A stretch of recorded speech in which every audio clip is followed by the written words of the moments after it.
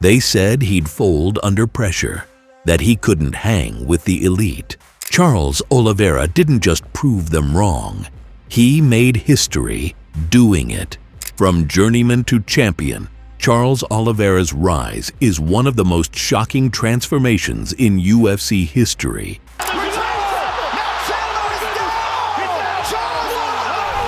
We're talking about a guy who used to get written off before the walkout. A fighter known more for fading in big moments than finishing them. And yet, somehow, he flipped the script. Kick landed a right hand. Oh! Big knockdown with a right for Oliveira. Now, Bronx isn't just a former champ. He's a living highlight reel of chaos, comebacks, and cold-blooded finishes. You'll see how he flipped the narrative, silenced the doubters, and became one of the most dangerous men to ever step inside the octagon. Stick around until the end. Oh, Chandler's in real trouble! Oh my goodness! Oh! Now Chandler is... They called him a quitter, said he'd fold under pressure, that he couldn't hang with the elite. And yet, time after time, Charles Oliveira proved them wrong. Again, he's going body triangle, he's got backpack. Is under. This is the top 5 times Bronx shocked the world and showed us all exactly why he's one of the most dangerous and unpredictable fighters in UFC history. 2 minutos e 5, trabalha as cotoveladas. Bom momento pro Charles. Dominating Tony Ferguson. Let's rewind to December 2020. Oliveira wasn't a champ yet, but he was close.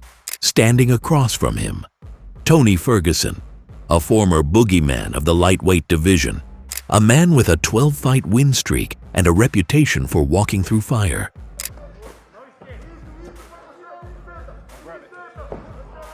What did Oliveira do?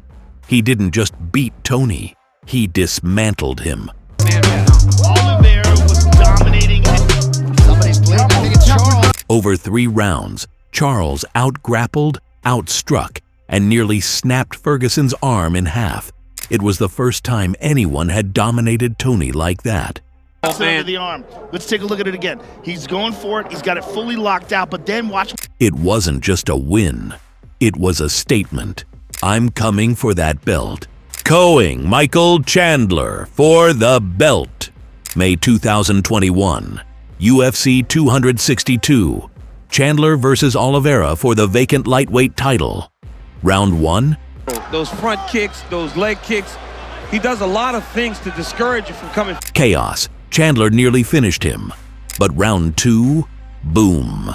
Oliveira came out sharp, clipped Chandler, and sealed it with a walk-off TKO. The Brazilian Jiu-Jitsu specialist had just won the belt by knockout. At that moment, Charles Oliveira wasn't just champion material. He was the champion.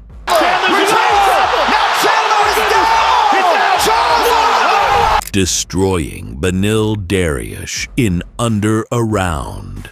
Fast forward to UFC 289. Charles was coming off a loss to Islam Makhachev. Critics said he was done, that the magic was over.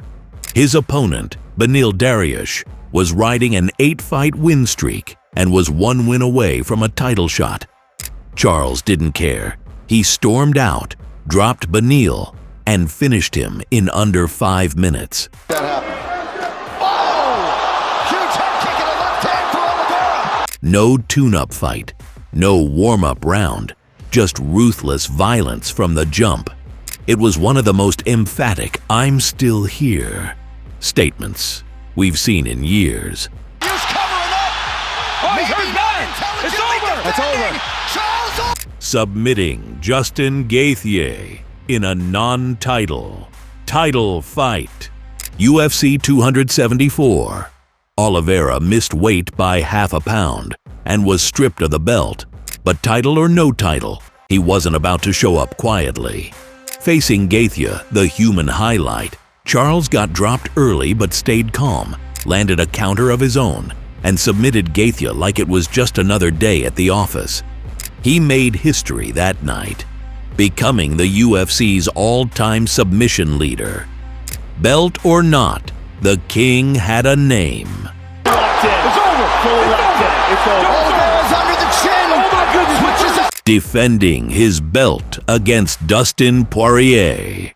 December 2021, UFC 269. Oliveira's first title defense was against Dustin Poirier, who had just beaten McGregor twice and looked like a man on a mission. It didn't matter.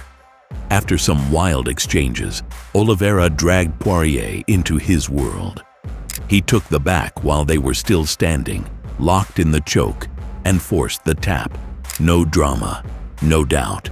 It was pure technique and killer instinct, and the fight that cemented Oliveira as a real champion. It's under the neck. It's under the neck. It's under the neck.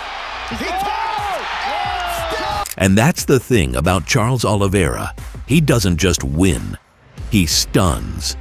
When the world counts him out, he walks in with the calm of a veteran and the chaos of a storm. Every time he's been doubted, every time people said, he's done, Charles found a way to flip the script, from ragdolling Tony Ferguson to surviving Chandler's onslaught and coming back to finish him. From snapping Benil Dariush's win streak in under a round to making Dustin Poirier a legend in his own right. Tap, standing up. And let's not forget Gaethje, who thought Charles couldn't take the heat until he got burned. These aren't just fight moments, they're legacy moments. Charles Oliveira isn't perfect. He's not bulletproof. But that's what makes him so compelling. He does get dropped. He does take risks. But more often than not, he rises, finishes, and reminds everyone watching why the belt, the records, and the respect are all real. He's not just another fighter. He's a fighter who's become a legend. One comeback and one finish at a time. If you've been riding with Charles from the beginning, or even if he just made you a fan, let us know in the comments what's the moment that sealed it for you. And if you made it this far, you already know the deal.